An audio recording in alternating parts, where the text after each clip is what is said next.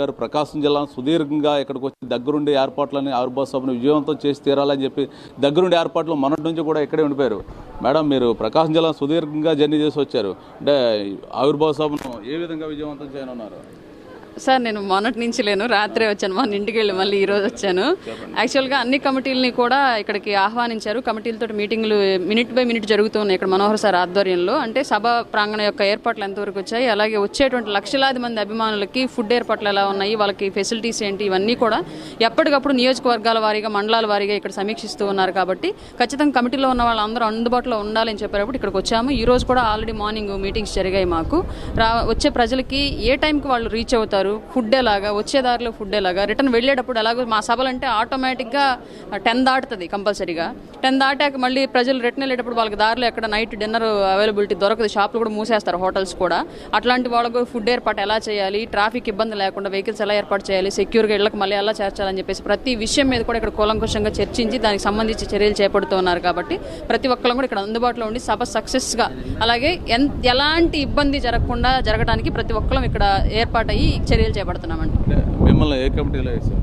నేను crowd management కమిటీలో ఉన్నాను సార్. ఎన్ని కమిటీలు మొత్తం ఇప్పటికి 12 కమిటీలు వేశారు, 15 కమిటీలు వేశారు. 15 కమిటీలు ఈరోజు ఇంకో కొత్త కమిటీ కూడా వేశారు పారిశుధ్యం సంబంధించి. అంటే మనం దేశవ్యాప్తంగా ఏ సభలు జరిగినా సభ జరిగిపోయిన తర్వాత అంతా కిందంతా చెత్త వదిలిపోతూ ఉంటారు, అది తర్వాత చుట్టుపక్కల వాళ్ళకి ఇబ్బందిగా మారిద్ది. అట్లాంటి పరిస్థితి అనేది మన సభ వల్ల రాకూడదని చెప్పేసి మా అధ్యక్షులు వారు కళ్యాణ్ గారు ఫీల్ అయ్యారు. కాబట్టి క్లియర్గా మా సభ జరిగిన వెంటనే కూడా పారిశుద్ధ్యం చర్యలు చేపట్టేలాగే వాళ్ళ కమిటీని ఏర్పాటు చేయడం జరుగుతుందని చెప్పేసి ఈరోజు మనోహర్ గారు మీడియా ముఖంగా తెలియజేయడం జరిగింది సార్. మొత్తం మీ అంచనా అంటే ఈ సభకు ఎంతమంది కాబట్టి సభలకు రావాలంటే ప్రజాప్రతినిధులు ఒత్తిళ్లు విపరీతంగా లోకల్ గా వాలంటీర్ స్థాయి నుంచి పైన ఎమ్మెల్యే స్థాయి వరకు కూడా జనసేన జెండా పట్టి ఎక్కడైనా వెహికల్ బయలుదేరిందంటే ఆపేసిన సందర్భాలు మేము గతంలో ఫేస్ చేశాం. కాబట్టి ఇప్పుడు మా సభకు అట్లాంటి ఆటంకాలు ఎదురవు కాబట్టి లక్షలాదిగా తరలిస్తారని చెప్పేసి ఊహిస్తున్నామండి.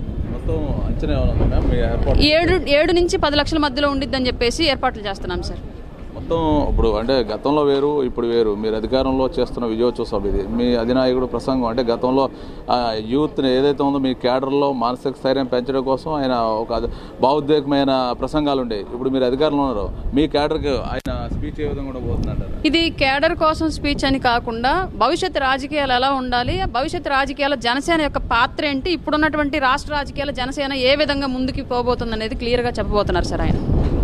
అంటే ఓవరాల్గా చూసుకుంటే పనులన్నీ దగ్గరికి వస్తాయండి. మొత్తం ఇంకొక 2 రోజుల్లో మొత్తం సభా ప్రాంగణం అంతా కూడా సిద్ధంగా ఉంటుంది సార్. 2 రోజుల్లో మొత్తం సభా ప్రాంగణం అంతా అన్ని రకాలుగా సిద్ధంగా ఉండిద్ది. అంటే గతం కాకుండా ఇప్పుడు విభిన్నంగా ఏమైనా ఏర్పాట్లు అయినా చేశారా సభలో? విభిన్నం అంటే సభలో అదేనండి, వచ్చినటువంటి అభిమానులకు ఎవరికి ఎలాంటి ఇబ్బంది జరగకుండా వేసవికాలం దగ్గరకు వచ్చేసింది.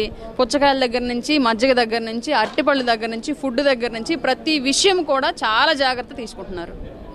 అవే కాకుండా అంటే ఇప్పుడు అధికారంతో మీరు విజయోత్సవంతో చేస్తున్నారు కదా, స్పెషల్గా ఏమన్నా వచ్చే మీ యొక్క గెస్టులు ఎవరైతే ఉన్నారో మీ అతిథులకు స్పెషల్గా ఏమైనా అట్లాంటిది అంటే స్పెషల్గా ఇంకా అది సాంస్కృతిక కమిటీ డిసైడ్ చేస్తారు సార్.